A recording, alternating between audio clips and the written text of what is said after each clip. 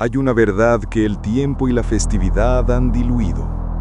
El Día de Muertos no es solo una celebración, es un pacto, un acuerdo ancestral entre los vivos y los muertos.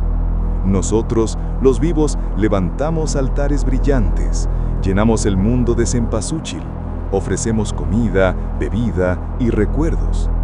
Ellos, los queridos difuntos, cruzan el velo por una noche, nos visitan y se llevan la esencia de nuestras ofrendas. A cambio, nos garantizan su paz. Y lo más importante, se aseguran de que la puerta que abrimos vuelva a cerrarse. Pero toda puerta que se abre puede dejar pasar más de lo que esperamos. Hoy les contaré la historia de un hombre que rompió el pacto, la historia de Don Eliseo y de su ofrenda del umbral. Don Eliseo era un hombre hecho de silencios y memoria. Vivía en una casa de adobe en las afueras de un pueblo olvidado por el mapa. Cada año, su ofrenda para su difunta esposa, Alma, era la más elaborada de la región. Panes dulces, el mole que tanto le gustaba, fotografías descoloridas. Y siempre, un camino de pétalos de cempasúchil que iba desde la puerta de su casa hasta el panteón. Pero el año pasado, Alma no vino. Eliseo lo sintió. La noche del 1 de noviembre, el aire no se cargó con su perfume familiar. La vela no titiló con una presencia amable. Solo hubo un vacío gélido, un silencio que gritaba. La ofrenda permaneció intacta, su esencia sin consumir. Alma se había perdido o algo le había impedido el paso. La tristeza de Eliseo se tornó en desesperación, y la desesperación en una idea terrible. Cambiando a un tono más grave confidencial, fue con el curandero más anciano del pueblo, un hombre de piel como corteza de árbol llamado Don Isidro. «Isidro», le dijo, su voz quebrada, «no puedo dejarla perdida. Dicen que hay otras maneras, una ofrenda que no solo llama, sino que obliga, que guía sin posibilidad de error».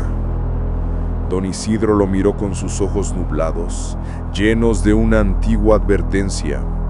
Eliseo susurró, «Eso de lo que hablas no es una ofrenda, es un anzuelo, y no sabes qué criatura del río oscuro puedes enganchar.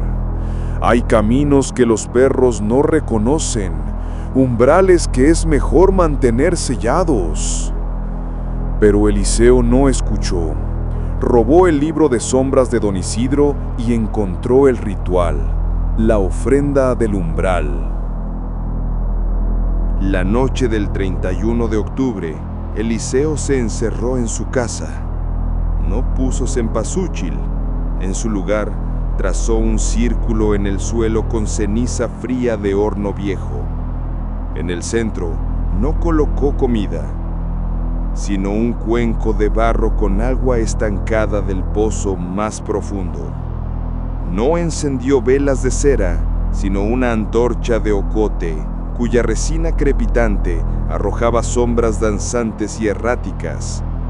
Y lo más importante, no puso una foto de Alma. Rompió el pacto fundamental. En su lugar, escribió su nombre completo en un pergamino con su propia sangre, seca y oscura.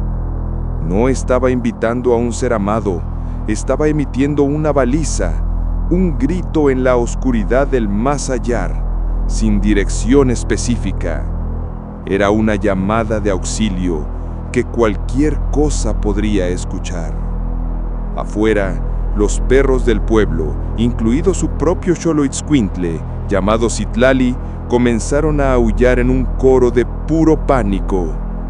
No era el aullido triste que acompaña a la muerte conocida. Era un grito de advertencia, de terror ancestral. Eliseo encendió el incienso, pero no era copal. Era una mezcla de hierbas amargas que ahuyentan a los espíritus benignos. El humo era espeso, hediondo, y no se elevaba en espirales gráciles, sino que se arrastraba por el suelo como una serpiente enferma. Y entonces lo sintió. No fue el susurro amoroso de Alma, fue un cambio de presión en la habitación, como si el aire se volviera pesado, denso. El fuego de la antorcha se inclinó de repente, chisporroteando, como si una corriente de viento helado soplara desde dentro de la casa, desde el rincón más oscuro, donde las sombras se apelotonaban como telarañas húmedas. Algo se estaba materializando. Citlali, el Xoloitzcuintle, se plantó frente al círculo de ceniza, el lomo erizado, mostrando los colmillos. No ladraba hacia la puerta, hacia el mundo exterior. Ladraba hacia el interior de la habitación, hacia la ofrenda. Estaba tratando de proteger a su dueño de lo que ya había entrado. La figura que emergió de las sombras no era Alma, no tenía la forma dulce de su esposa. Era una silueta alta, desgarbada, que parecía absorber la luz. Donde debería estar su cara, solo había un vacío que distorsionaba la vista, como mirar a través de un vidrio ondulado y sucio. No caminaba, se deslizaba, con un crujido seco, como huesos viejos rozándose. La entidad se detuvo frente al cuenco de agua estancada. No bebió. La superficie del agua se enturbió, volviéndose negra y viscosa. Luego se acercó al pergamino con el nombre de Alma. Una extremidad larga y oscura, más una idea de un brazo que un brazo real, se extendió y tocó la sangre seca. Y entonces habló. No fue un sonido que llegara a los oídos de Eliseo. Fue una voz que resonó directamente dentro de su cráneo, fría como el mármol de una lápida, compuesta de susurros superpuestos de incontables agonías. Has roto el pacto, sisbó la voz. Has abierto la puerta sin nombrar al invitado. Ofreces un nombre, pero el alma no responde. Un alma perdida es un lugar vacante. Y yo necesito un lugar. Eliseo gritó, tratando de rechazarla, de decir el nombre de Dios, de romper el círculo. Pero era demasiado tarde. El ritual lo había atado. La entidad, el espíritu errante, el hambriento del umbral, se abalanzó. No fue un ataque físico, fue una invasión. Eliseo sintió un frío que le quemaba las entrañas, una presión intolerable en su mente. Vio visiones de desiertos infinitos y grises, de un tiempo sin sol ni luna, de una soledad tan absoluta que era una tortura en sí misma. Era la existencia de esta cosa y ahora quería escapar de ella. Quería recordar lo que era el sabor, el calor, el amor, a través de él. Citlali lanzó un aullido final y se abalanzó, no sobre la entidad, sino sobre su dueño. Saltó y empujó a Eliseo, rompiendo el círculo de ceniza con su cuerpo. El hechizo se quebró por un instante. Fue suficiente. La entidad emitió un sonido de frustración infinita, un chirrido de piedras moliéndose y se disolvió de nuevo en las sombras, arrastrando consigo el pergamino, manchado con la sangre de Eliseo. Cuando amaneció, encontraron a don Eliseo tirado en el suelo, abrazado a su perro Citlali, que no dejaba de lamer su rostro pálido. Estaba vivo, pero ya no era el mismo. Una parte de él, el nombre que había escrito con su sangre, su conexión más íntima con su propia identidad y su amor por Alma, se la había llevado a aquella cosa.